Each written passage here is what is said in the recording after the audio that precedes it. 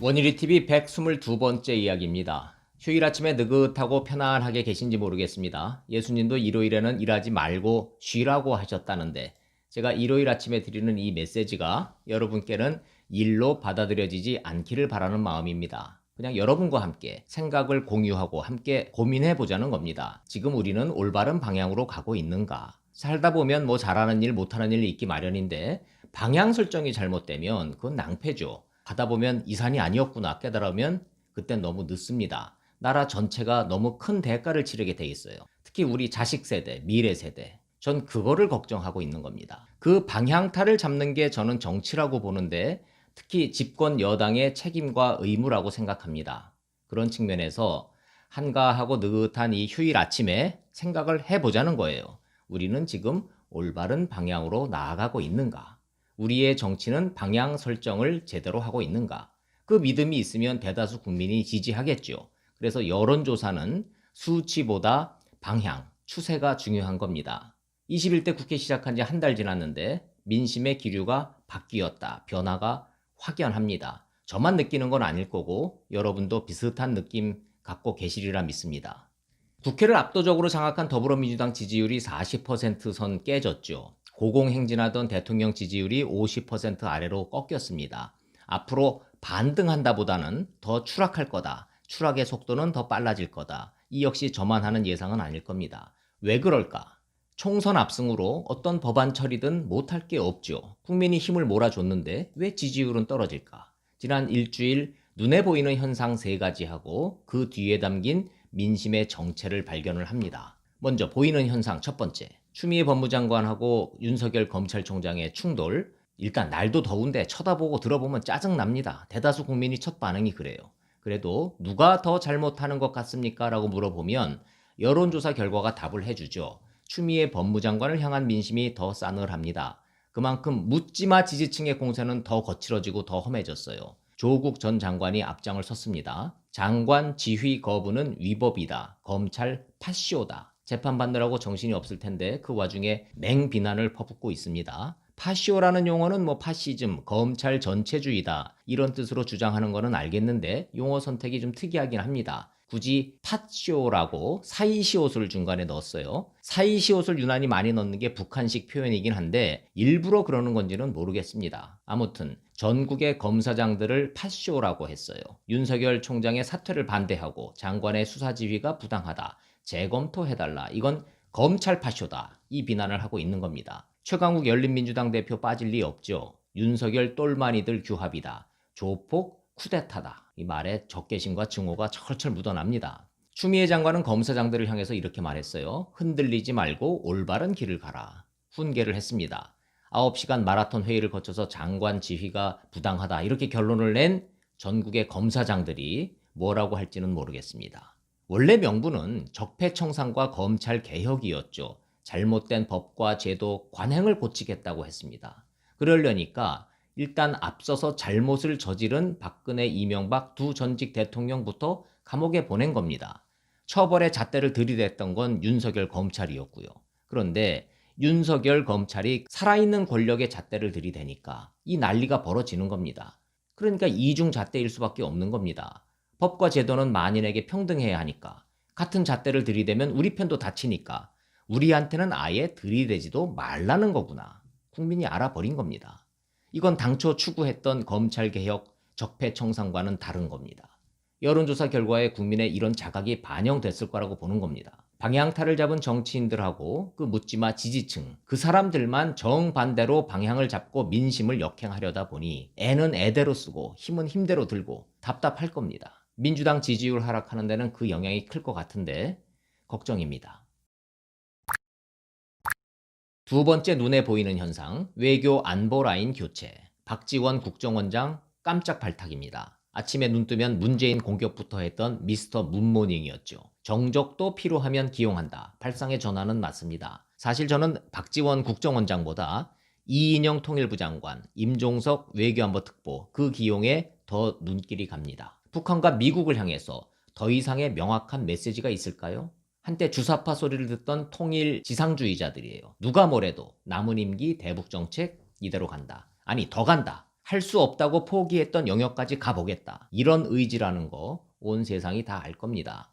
뭐 과거처럼 뭐 5억 달러 대북 송금 같은 무리수야 못 두겠죠. 정상회담의 대가로 이번에 또 돈 주면 그 뒷감당은 이제 안 될 겁니다. 그런데 어떤 방향인지는 알겠는데 국민 몇 퍼센트가 방향을 잘 잡았다 이렇게 평가할지는 모르겠습니다. 차라리 20년 전 DJ 때는 어느 정도 설득력 있는 논리라도 폈습니다. 가난한 동생네 가는데 빈손으로 갈 수는 없제. DJ 논리가 그랬습니다. 그게 박지원 당시 비서실장 감옥에 보내고 정몽원 현대그룹 회장 자살하게 만든 5억 달러 대북 송금 사건의 본질이었어요. 그런데 지금은 북한은 더 이상 가난한 동생네가 아니죠. 핵과 미사일을 머리에 이고 있는 위험천만한 동네 깡패입니다. 북한과 함께 간다. 이 방향 설정이 제대로 된 건지 국민은 조마조마한 거예요. 세 번째 눈에 보이는 현상이 있는데 전 사실 여기가 민심의 진짜 폭발 지점이라고 생각을 합니다. 바로 부동산과 인국공 사태예요. 노영민 대통령 비서실장 큰 사고 친 거라고 봅니다. 난 반포 아파트 사수, 청주 아파트 처분한다 이랬어요. 50분 만에 왜 급매물 대상이 반포에서 청주로 바뀌었냐? 뭐 물어보진 않았지만 이유야 뻔하겠죠. 집에서 전화했겠죠. 당신 미쳤어요? 반포 아파트를 내놓게? 그 결과 청주집을 처분하겠다고 된 건데 정치적으로는요. 노영민 비서실장은 청주의 아파트를 처분하는 게 아니라 충북의 유권자를 처분한 겁니다. 2년 뒤에 충북지사 출마할 거라는데 두고두고 발목을 잡힐 거예요. 알고 봤더니 현 충북지사 이시종 지사도 청주 아파트 팔고 강남 아파트를 지켰더군요. 온 국민이 알아버렸어요. 아, 강남에 똘똘한 아파트 한 채. 권력자들이 더 하는구나. 이제 너도 나도 강남 똘똘한 한 채. 이거 막을 길이 있을까요? 박원순 서울시장 대권 노리고 있습니다. 내가 서울 집값 잡겠다면서 주택 공유제 개념을 꺼내 들었어요. 정부와 서울시가 세금으로 주택기금을 마련해서 아파트를 사들이고 그걸 공공임대로 공급한다. 이 개념이더군요. 3040 세대 분노 폭발입니다. 내가 원하는 건 내 집 마련인데 평생 임대주택만 살란 소리냐. 금수저, 현금 부자만 내 집 마련 가능해졌다. 6.27 대책, 대출 규제 피해자는 결국 서민이다. 기대했던 우리만 바보 됐다. 주택에 사다리를 걷어찬 게 아니고 아예 부러뜨려 버린 거다. SNS나 댓글에 나타나는 민심 이거 심상치 않습니다. 그런데요, 권력을 가진 쪽 입장이 아닌 권력이 없는 보통 사람 입장에서 이 문제를 바라볼 필요가 있습니다. 보세요. 비서실장, 서울시장, 장관, 지자체장, 소위 권력을 가진 분들, 내 집 마련? 집착할 필요 있을까요? 박원순 서울시장만 해도 평생 집 소유한 적이 없다고 하죠. 그런데 50평 아래에 살아본 적이 있나 이겁니다. 널찍한 관사에 큰 관용차에 안 누리는 게 없습니다. 권력을 잡고 있는 한 가능한 거예요, 모든 게. 옥탑방에서 한 달 살아본 거는 정치인으로서 추억이고 체험이었고 어디 간들 어느 집인들 못 사냐 이겁니다. 그런데 보통 사람들에게 내 집의 의미는 권력 가진 사람들의 집에 대한 생각하고 다릅니다. 개념이. 평범하고 자연스러운 행복 1순위예요. 정착하고 싶다. 맘 놓고 내가 못질이라도 하면서 살 내 집을 갖고 싶다. 이건 누구도 비난할 수 없는 희망 그 자체입니다. 그런데 내 집을 갖지 마라. 대신 임대주택 지어줄게. 이 방향 설정 맞냐 이겁니다. 부동산 정책이라는 게 핵심은 내 집을 원하는 곳에 원하는 가격에 살 수 있도록 수요 공급을 맞춰주는 게 상식이죠. 그런데 6.17 대책으로 집값이 오른다 그러니까 대통령이 장관을 불렀어요. 첫 일성이 종부세 대폭 올려였습니다. 정부의 부동산 정책의 기준이 뭔지 짐작이 가능한 거예요. 이것만 봐도. 한마디로 강남 때려잡기다. 근저에는 가진 자와 못 가진 자를 갈라치기입니다. 가진 자에 대한 증오와 미움이 깔려 있는 거예요. 부동산은 경제인데 이념과 정치로 풀려니까 풀릴 길이 있을까 싶습니다. 답을 못 찾고 있는 거예요. 민주당 이해찬 대표가 부동산 시장이 불안정하다고 국민께 송구하다고 했죠. 전 민주당이 불안해하는 건 부동산 시장이 아니라고 봅니다. 민심 위반을 불안해하는 거예요. 집이 없어도 못할 게 없는 권력 가진 분들도 똘똘한 한 채를 선택하라면 강남이라는데 강남에 대한 증오와 적개심만으로 집값을 잡겠다고 하니 이 보통 사람들이 납득이 되겠냐 이겁니다. 민심 위반이 하나 더 있습니다. 인국공, 인천국제공항공사, 비정규직의 정규직 전환, 키워드는 불공정이죠. 조국에 분노했던 20대 민심이 인국공 사태 때는 폭발 그 자체입니다. 사소한 일이라는 이해찬 대표, 대학 좀 나왔다고 월급 더 받는 게 정상이냐라는 김두관 의원, 2030 세대 분노에 기름을 퍼부었어요. 급기야는 신상털이까지 갔습니다.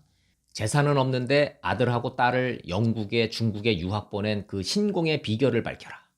국민성금 기부금으로 살던 윤미향 의원, 딸 유학비용 출처 좀 밝혀달라. 임종석 전 비서실장 딸, 그 화려한 미국 유학 생활의 그 SNS, 이건 또 뭐냐. 조국, 정경심의 아빠 찬스, 엄마 찬스에 질린 젊은이들이 86세대 운동권 출신의 그 유별난 자식사랑, 유난히 많은 미국 유학, 영국 유학 그 현상에 의문을 제기하고 나선 겁니다. 개헌 빼고는 못할 게 없는 의석수를 몰아줬던 국민이 왜 집권 여당에 등을 돌리고 있는가? 주축 세력인 86세대 운동권 출신 정치인들에게 왜 실망하고 분노하는가? 특히 콘크리트 묻지마 지지층인 30, 40 세대에서 왜 이탈자가 속출하는가? 그 원인을 얘기하고자 하는 겁니다. 누구보다 공정과 정의를 외쳤죠. 기회의 평등, 과정의 투명, 결과의 공정, 여야를 떠나서 진영을 떠나서 더 이상의 미사 여구가 있나 싶습니다. 그런데 양파 껍질 벗겨지듯이 나오는 위선, 반칙, 특권의식, 거기에 대한 실망이 커진 거예요. 그러면 집권 세력답게, 주류답게 부끄러워하고 시정을 해야 되는데 내로남불, 이거 금방 못 고칩니다. 대의 명분이 있으면 어떤 잘못도 문제되지 않는다. 이거 하루아침에 시정이 안 되는 거예요. 나 혼자 비난받기는 또 억울하니까 집단적으로 똘똘 뭉쳐서 비난 들어오는 걸 역공합니다. 검찰 파쇼다, 친일 언론이다, 친미 4대주의다. 평생 작동해온 방어 기제다 보니까 하루아침에 못 고치는 거 뭐 당연할 것 같기도 합니다. 제가 안타까운 건 그들을 향한 묻지마 지지층들이에요. 그들 중에 과연 몇 퍼센트가 소득은 적은데 자식 유학 보내는 그 비결을 공유했는지 궁금합니다. 얼마나 더 가야 내가 속았다는 그 깨달음에 도달할지 궁금합니다. 북한 정권이 극단적인 사례 아닌가 싶어요. 모든 사람은 평등하다. 구호는 명확합니다. 그런데 항상 평등에는 순서가 있죠. 일단 나 먼저, 그 다음에 내 식구, 그 다음은 내 추종자. 맨 마지막 순서가 항상 보통 사람들의 차지예요. 그걸 정의라고 주장하는 정치는 방향 설정 자체가 틀린 잘못된 정치라는 걸 제가 얘기하는 겁니다. 왜곡된 정의와 공정을 진짜라고 믿고 따르는 묻지마 지지층, 깨달음의 시간은 곧 다가올 텐데 그때 폭발할 배신감 어떻게 감당할지 제가 다 걱정이 앞섭니다. 원일이 TV 마치겠습니다. 고맙습니다.